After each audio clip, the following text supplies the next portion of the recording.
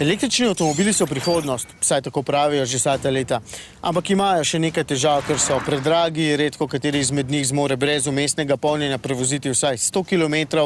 Skoraj vsi po vrsti se peljejo tako zelo slabo, da jih pravi navdušenci nad vožnjo niti ne pogledamo, pa še dolgočasni so za znoret. Sam pa hočem, da se zadnji krik razvoja avtomobilizmu vidi že nadaleč. In očitno menijo tako tudi pri BMW-ju. Tole je najmanjši BMW v ponudbi in njihov edini električni avtomobil, ki je namenjen širši množici. Imajo še športnega i8, ampak tisto je eksotika. i3 se mu reče in že s črkovanjem vam želijo povedati, da je to drugačne sorte BMW. Potem pa tudi z obliko. Samo pogledajte ga, kakšen je, kot bi padel iz Marsa. Lahko vam je všeč ali pa ne, ampak dejstvo ostaja, da je poseben in to mi je všeč. Pa najbolj posebne stvari sploh omenil še nisem.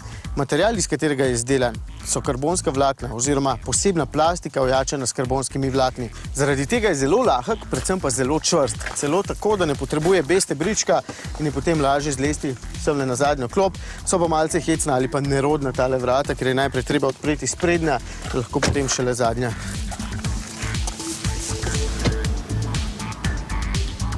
No, zelo poseben pa je i3 znotraj. Mi je bil takoj všeč, kar se zelo redko zgodi. Elektromotor se vključi kar s tem stikalom. Tukaj tale volan se mi zdi sicer malce hecen, ves čas mislim, da je obrnjen ravno narobe, ampak je prijetno majhen in tudi lepo sede v roke.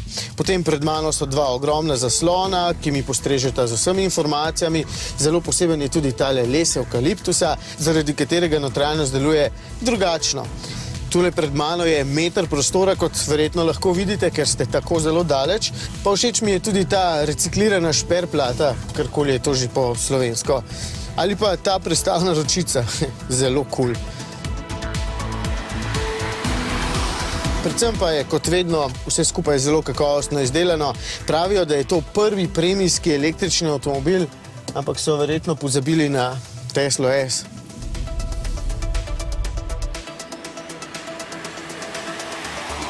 Prvi občutek, ki ga dobiš, takoj ko spelješ, je enak vsem električarjem. Vse je pač tiho in po svoje hecno, navore je ogromno. Malce sem sicer podvomil, da se bodo te gume, ki so le malo širše od tistih na mojem kolesu, dobro držale, ampak se avto zelo lepo pelje.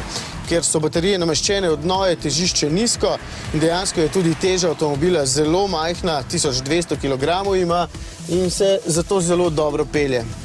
Tak, skoraj tipičen BMW občutek me je preplavil, kar je zelo dobro in čeprav s tem avtomobilom ne boste risali krofov, kljub zadnjemu pogonu, je tole lahko zelo zanimiv avtomobil.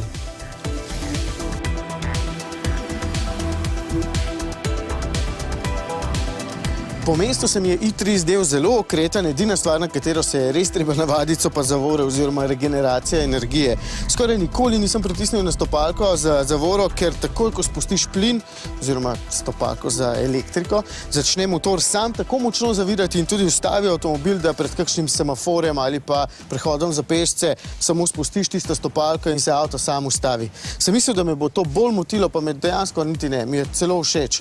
Grem pa zdaj ven iz mesta, da vidim, kako se bo avto obnašal potem na bolj odprtih cestah. Zelo dober je. Preglednost je super, ker so stekla velika in nizka, sploh zadaj. Prostora za potnike pa je tudi ogromno, ne samo spredaj, ampak tudi na zadnjih sedežih. Samo prtljažnik je pač malo manjši zaradi baterij, oziroma oba prtljažnika. Še tamle spredaj je takšen mini, ki je namenjen kablu in ostalim nujnim potrebščinam. Še vedno pa komaj verjamem, da teh 125 kW oziroma 170 konjev lahko tako zelo sune. Od 0 do 100 i3 potrebuje 7,2 sekunde, ampak od 40 do 80 to pridobivanje hitrosti je neverjetno. No, če ne verjamete, da je res tako dobro, imam en test. Tole je M4.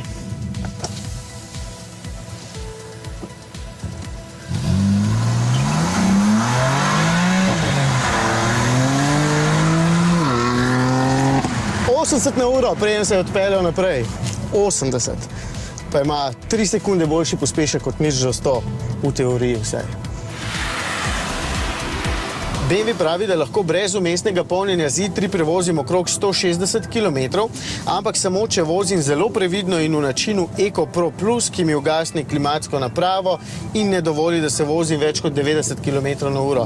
Sam se v bistvu ves čas vozim v načinu komfort, ki je pač prvi, ko vžgem avtomobil, in tudi pazim ne posebej, ker najbrž tudi večina lastnikov ne bo, pa mi po 40 prevoženih kilometrih še vedno ostaja 75 km dosega. Se pravi, krepko več kot 100, dovolj dobro. Potem pa 5 do 6 ur na vtičnici, pa grem lahko naprej.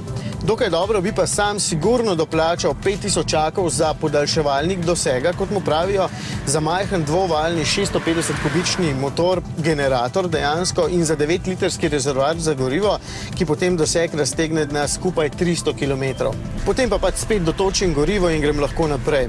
Tako vsaj za dopust ne potrebujete še enega avtomobila oziroma se ni treba na Cres voziti 3 dni.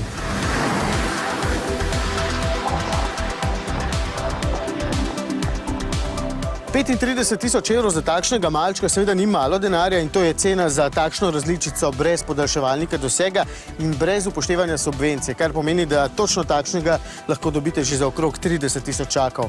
Meni je dejansko zelo všeč, ker je inovativen in privlačen, seveda pa ne boste zapravili toliko denarja samo zato, da boste varčevali z gorivom. Je pa zelo fin avto, ampak zdaj rabim pa nekaj glasnejšega.